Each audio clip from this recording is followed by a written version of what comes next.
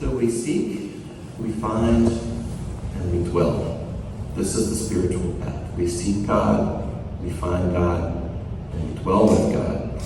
We dwell with God in prayer, in service, in sacraments, and in our love for each other. But just because we have sought God, found God, and dwell with God does not mean that we should stop seeking God. Our job now is to continue to seek God within this place in which we dwell. This is the problem with the Pharisee in this reading. He has found his identity within his religion, the place where he dwells, but he has boxed himself in with legalism and traditionalism and has blinded himself to love.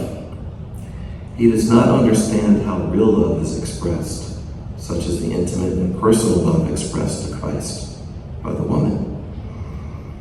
There's a big difference between tradition and traditionalism. We need our traditions: prayer, liturgy, sacraments, sacramentals, personal and communal rituals.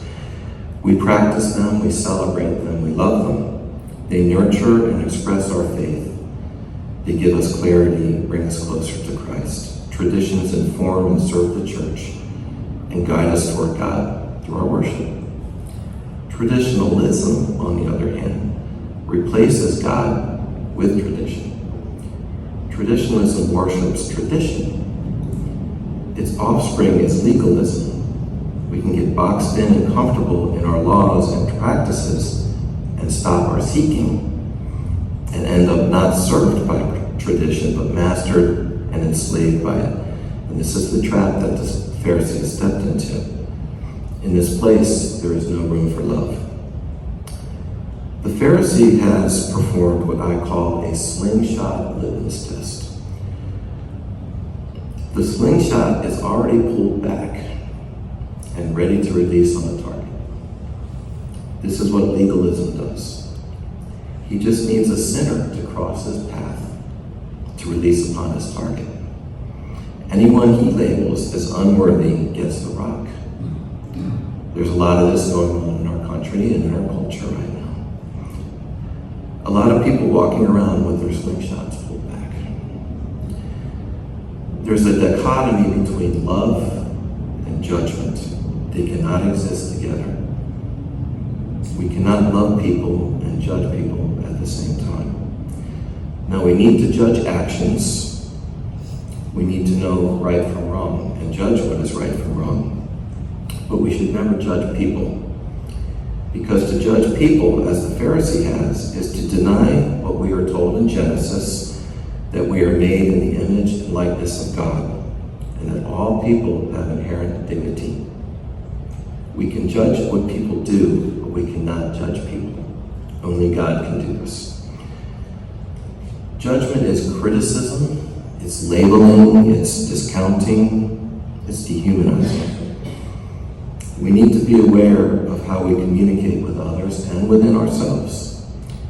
Since God is love, and judgment and love cannot be contained within ourselves simultaneously, then when we judge, we shut God out.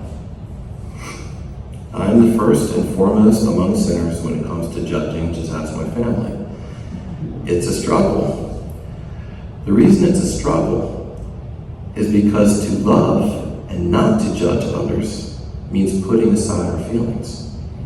The challenge is to love and not judge, even when our feelings tell us otherwise. We have to make a decision, a commitment to love everyone, regardless of how we feel about them. Because we either love everyone or we love no one, including ourselves. Now, we often judge people not as they are, but as we are. So when those judgmental feelings arise, the temptation to label a person or a group of people, we should take a look inside, because those feelings come from within. We don't choose our feelings, only what we do with them. We should bring those feelings to God. I'm going to read again what the woman in this passage did. Bringing an alabaster flask of ointment, She stood behind him at his feet, weeping, and began to bathe his feet with her tears. Then she wiped them with her hair, kissed them, and anointed them with ointment.